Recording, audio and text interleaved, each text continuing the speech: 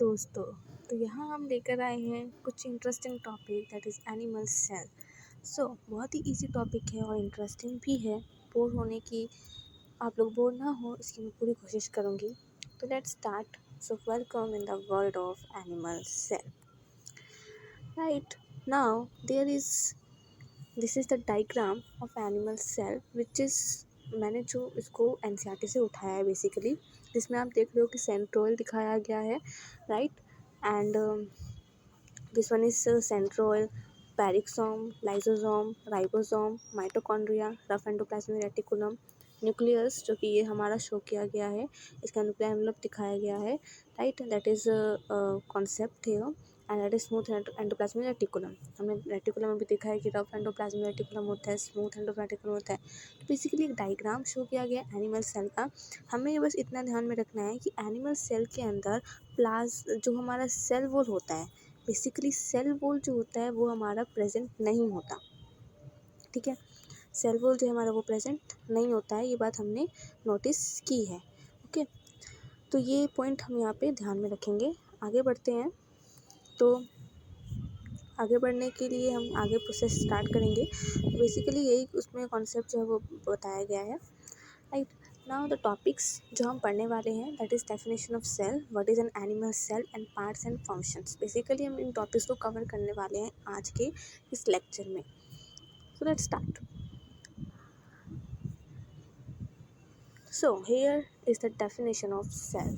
Definition of cell के बारे में बात करने वाले हैं यहाँ पर। What is cell? Cell is the fundamental structural and functional unit of all living organism. Basically ये बहुत ही अच्छी डेफिनेशन है और सिंपल लैंग्वेज की डेफिनेशन है जो हम बचपन से पढ़ते आ रहे हैं from class 3rd 4th।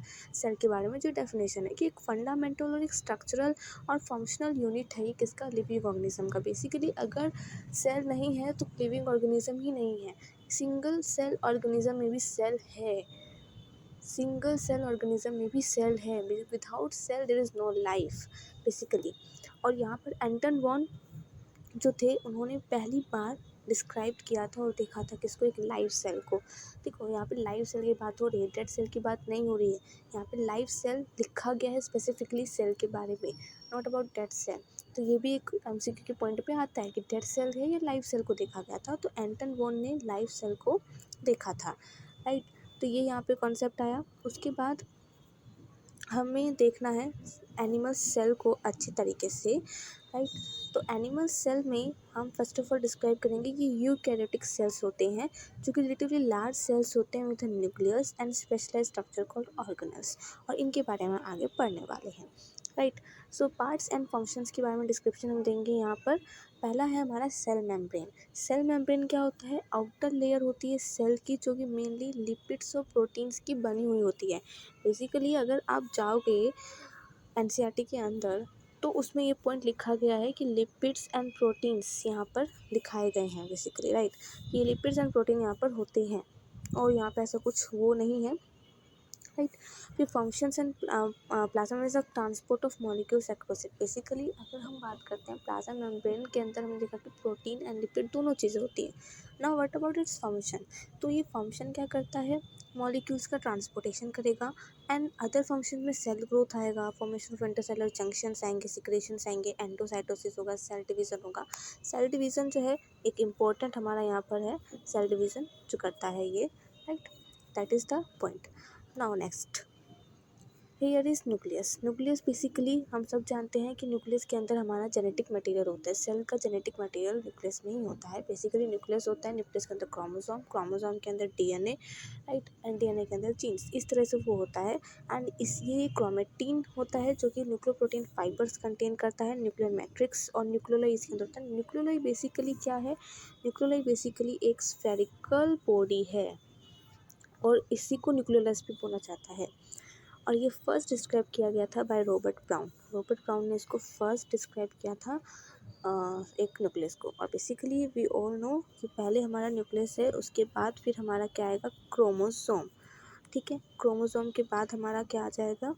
DNA, and DNA के बाद हमारा जो है वो जीन्स हमको देखने को मिलता है, राइट। तो this is basically the concept of nucleus. Now endoplasmic reticulum. Endoplasmic reticulum is basically a network or reticulum of teeny tubular structures scattered in the cytoplasm which is endoplasmic reticulum। तो यहाँ पर आप diagram भी देख सकते हो, ये भी ऑफ कोर्स मैंने एनसीईआरटी से ही उठाया है, ठीक है, और कहीं से नहीं उठाया है मैंने इस चैप्टर को। तो बेसिकली एंडोप्लाज्मिक रेटिकुलम में आप ये वाला पॉइंट जो देख रहे हैं, दिस इज़ द पॉइंट जहाँ पे आपको गोले गोले दिख रहे हैं, दिस इज़ द राइबोसोम। और जहाँ पर राइबोसोम होते हैं, ठीक है, जहाँ पर राइबोसोम होते हैं वहाँ पर हमारा जो पॉइंट है वो आता है रफ एंडोप्लाज्मिक रेटिकुलम का। और हम ये देख सकते हैं कि न्यूक्लियस मेम्ब्रेन से दूर है। वहीं पे जो आप ये वाला पोर्शन देख रहे हैं, यहाँ पे कोई हमको नहीं दिखाई दे रहा राइबोसोम, यानी कि स्मूथ एंडोप्लाज्मिक रेटिकुलम है और जो कि न्यूक्लियस के वॉल के पास है। तो ये यहाँ पे मैंने कॉन्सेप्ट क्लियर किया कि एंडोप्लाज्मिक रेटिकुलम में कैसे रफ और कैसे स्मूथ का कॉन्सेप्ट यहाँ पे दिखाया गया है, राइट। तो बेसिकली इतना है ये कॉन्सेप्ट। आगे बढ़ते हैं। आगे हमारा आता है, हाँ एक बात और मैं आपको बता दूं कि रफ़ और स्मूथ का डिफरेंस क्या है। बेसिकली एक तो ये राइबोसोम वाला डिफरेंस आया, ठीक है। दूसरा डिफरेंस यहाँ पर ये आता है कि एंडोप्लाज्मिक रेटिकुलम में जो रफ़ वाला होता है वो हमारा प्रोटीन को बनाता है बेसिकली, राइट। प्रोटीन को बनाएगा, ये हमने ध्यान में रखा। जो स्मूथ वाला है वो किसको बनाता है, बेसिकली लिपिड्स को, ठीक है। तो ये हमको बाद में ध्यान में रखनी है कि ये क्या करता है। इतना कॉन्सेप्ट आपको क्लियर हो गया होगा। Next, mitochondria is basically a membrane bound structure with outer and inner membrane. It has two membrane basically, which is outer and inner, right। Outer membrane होगा इसके पास और इनर मेम्ब्रेन होगा, ये बात ध्यान में रखो, outer and inner membrane, right, जो कि मैट्रिक्स से फिल्ड होता है। और ये जो है वो सेलुलर एनर्जी प्रोड्यूस करता है हमारा in the form of ATP. ये आप देख सकते हैं कि एटीपी के फॉर्म में जो है ये हमारा सेलुलर एनर्जी को फॉर्म करेगा, राइट। बेसिकली इसको पावर हाउस ऑफ सेल बोला जाता है। क्या बोला जाता है, power house of cell. Power house of cell क्यों बोला जाता है इसको, बिकॉज ये एटीपी का प्रोडक्शन कर रहा है। एटीपी का प्रोडक्शन करने का मतलब यहाँ पर है कि ये एनर्जी दे रहा है। इस एटीपी को हम एनर्जी के फॉर्म में यूज़ करते हैं, ठीक है। तो इसलिए इसको पावर हाउस ऑफ सेल बोला गया है, right. That is the point. Next is ribosomes का मैंने ये डायग्राम भी ऑफकोर्स एनसीईआरटी से ही उठाया हुआ है, ठीक है। और इसका मतलब है कि ग्रैन्युलर स्ट्रक्चर्स जो आपने देखे थे एंडोप्लाज्मिक रेटिकुलम के ऊपर, और ये ऑब्जर्व किया गया था फर्स्ट जॉर्ज पैलेडे से इन 1953। ईयर याद रखना इज़ नॉट इम्पॉर्टेंट, बट ये याद रखो कि जॉर्ज ने इसको फर्स्ट ऑब्जर्व किया था। And yes, it is composed of RNA. ये किसका कंपोस्ट होता है, आरएनए का कंपोस्ट होता है, प्रोटीन सिंथेसाइज का काम करता है। And yes, ribosomes non membrane bound structure है, ये बात ध्यान में रखो, it is a non membrane bound. फिर भी एनिमल सेल के अंदर हमको दिखाई देता है, ठीक है, जबकि यूकैरियोटिक है एनिमल सेल यूकैरियोटिक है, एक यूकैरियोटिक सेल है। फिर भी हमको इसमें एक्सेप्शन केस क्या देखने को मिला कि राइबोसोम होता है। तो राइबोसोम चाहे प्रोकैरियोटिक हो चाहे यूकैरियोटिक हो, दोनों में ही हमको राइबोसोम है देखने को मिलता है। बेसिकली यहाँ पर कॉन्सेप्ट हमने राइबोसोम का देखा। नेक्स्ट इज हम आवर गोल्जी अपरेटस जो होता है वो कंसिस्ट करता है मैंने फ्लैट डिस्क शेप सैक्स, जिस आप देख सकते हो यहाँ पर कि यहाँ पर जो ये है डिस्क शेप है, इसको क्रिस्टे बोला गया है, ठीक है। और बेसिकली जो क्रिस्टने है, यहाँ पे ये स्पेलिंग मिस्टेक हो गई है बाय मिस्टेक, इट्स अ क्रिस्टने, ठीक है, क्रिस्टने है ये, ठीक है। क्रिस्टे हमको माइटोकॉन्ड्रिया के अंदर देखने को मिलता है और गोल्जी अपरेटस में क्रिस्टने होता है, ठीक है। ये फंक्शन करता है पैकेजिंग का बेसिकली। अगर हम जाएंगे तो ये पैकेजिंग का काम करेगा, right. This is the packaging material. And ये जो होता है वो package in the form of vesicles, sorry ये भी मैं बाय मिस्टेक हो गया है, very very very very sorry, it's a vesicles, right. ये वेसिकल्स है और इम्पॉर्टेंट साइट होता है formation of glycolipid and glycoprotein के फॉर्मेशन के लिए, ठीक है। तो ये बात हमको ध्यान में रखनी है। नेक्स्ट इज हाँ, लाइसोसोम्स। तो लाइसोसोम्स के बारे में इतनी सी बात है कि मेम्ब्रेन बाउंड वेसिकुलर स्ट्रक्चर्स है जो गोल्जी अपरेटस वेसिकल्स के फॉर्म में पैकेजिंग मटेरियल काम कर रहा था, पैकेजिंग का काम कर रहा था, वो वेसिकल्स और कोई नहीं, लाइसोसोम्स ही है, राइट। बेसिकली ये सोसाइटल, इसलिए मैंने गोल्जी अपरेटस पहले रखा, उसके बाद ये लाइसोसोम के बारे में बताया, बिकॉज लाइसोसोम वही का पार्ट है। बेसिकली सोसाइटल बैग इसको कहते हैं। अब main point is that why it is called as suicidal bag. तो सोसाइटल बैग इसको इसलिए बोला गया है because when cell damage they burst and eat their own cell. जब सेल डैमेज होता है तो ये क्या हो जाते हैं, बर्स्ट हो जाते हैं, खुद के ही अपने सेल को ही खा जाते हैं, इसलिए इसको सोसाइटल बैग बोला गया कि सुसाइड कर लेते हैं। सेकेंड थिंग इज दैट कि it is capable of digesting protein, lipid and carbohydrate. C H मतलब कार्बोहाइड्रेट है, राइट, इट्स अ कार्बोहाइड्रेट, तो ये हमको ध्यान में रखना है। सो हियर लाइसोसोम से आगे बढ़ते हुए हम स्टार्ट करते हैं यहाँ पर सेंट्रियोल्स। सो सेंट्रियोल्स में हम देख रहे हैं सेंट्रोसोम एक ऑर्गेनेल है जो कि यूजुअली क्या कंटेन करता है, 2 सिलेंड्रिकल स्ट्रक्चर्स। यहाँ पर आप देख रहे हो डायग्राम में, तो ये डायग्राम में आप देख रहे हो कि यहाँ पे 2 सिलेंड्रिकल स्ट्रक्चर्स हैं। सबसे मेन बात ये है कि ये दोनों सेंट्रियोल्स जो होते हैं वो एक दूसरे के परपेंडिकुलरली लाई करते हैं, right. And other in centrosome like कार्टविल, जैसे कि एक कार्टविल का फॉर्मेशन होता है, उस तरह की ये बात हो रही है कि यहाँ पर वो कॉन्सेप्ट ये ध्यान में हमें रखते हैं। आगे बढ़ते हैं सेंट्रोल से।